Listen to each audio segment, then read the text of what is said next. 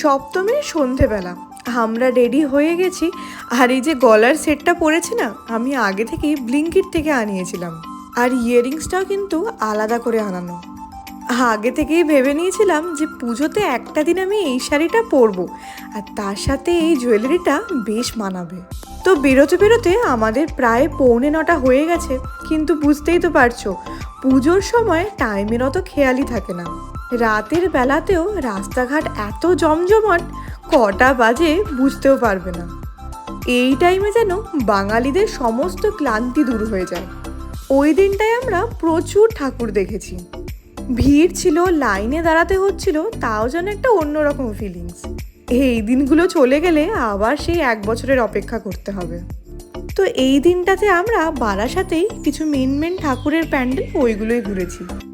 এখন যত এই ভিডিওগুলো দেখছি আরোই যেন ভালো লাগছে। এই দিন আমরা বাইরে কিছু খাওয়া দাওয়া করিনি, কারণ কদিন ধরে এত জাঙ্ক খাওয়া হচ্ছে, ভেবেছিলাম বাড়িরই খাবার খাবো। এই ছিল আমাদের লাস্ট ঠাকুর দেখা।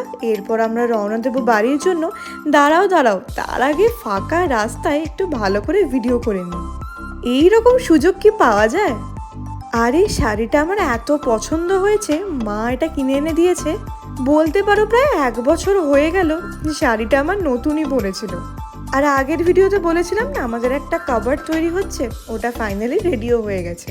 রাতে আলু সেদ্ধ ভাত খাবো ভাবলাম, অয়ন অন্যদিকে আবার চাউমিন অর্ডার করেছে। তো সব মিলিয়ে দিনটা দারুণ কেটেছে। দেখা হবে অষ্টমীর ব্লগে। টাটা।